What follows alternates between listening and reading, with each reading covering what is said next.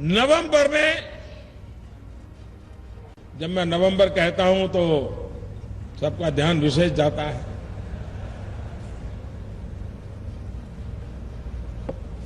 दिवाली के बाद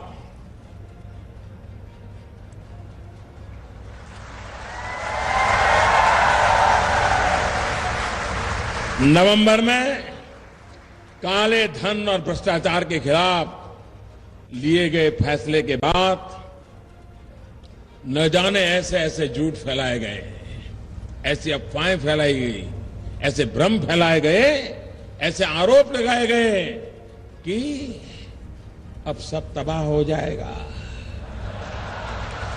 अर्थतंत्र खत्म हो जाएगा।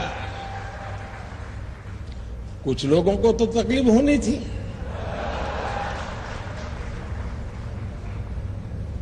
लेकिन पिछले क्वार्टर का जो रिपोर्ट आया है, पिछली तिमाही के जो आंकड़े हैं, उन्होंने साफ कर दिया है कि दिवाली के बाद हुई इस कार्रवाई का दुनिया के बड़े बड़े संगठनों और जानकारों ने समर्थन किया है।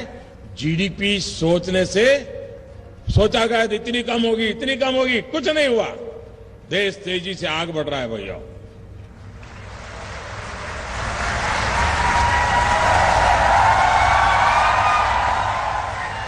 एप्पल के सीईओ मिस्टर टिम कुक ने कहा कि भारत के इस फैसले के दूरगामी परिणाम होंगे और सकारात्मक होंगे। माइक्रोसॉफ्ट के सह संस्थापक बिल गेट्स ने कहा कि ये फैसला पैरेलल इकोनॉमी को खत्म करेगा और अर्थव्यवस्था में पारदर्शिता लाएगा। वर्ल्ड बैंक के सीईओ मैडम क्रिस्टालिना जॉर्जिएवा, उन्होंने कहा कि इस फैसले के समर्थन में थे। उन्होंने कहा कि इससे अर्थव्यवस्था पर सकारात्मक असर पड़ेगा और भारत ने जो किया है उसकी दुनिया के दूसरे देशों ने स्टडी करनी चाहिए। मलेशिया के प्रधानमंत्री श्रीमान नजीब रजाक, उन्होंने इस फैसले को बहुत ही साहसिक बताया। इंटरनेशनल मॉनिटरी फंड ने भी इस फैसले का समर्थन किया।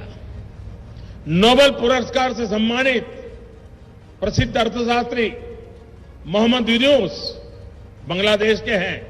उन्होंने कहा कि डिमोनेटाइजेशन से ग्रामीण और असंगठित क्षेत्र एवं बैंकिंग सिस्टम के दायरे में आ जाने से उनके जीवन में एक बहुत बड़ी सुरक्षा का एहसास आएगा।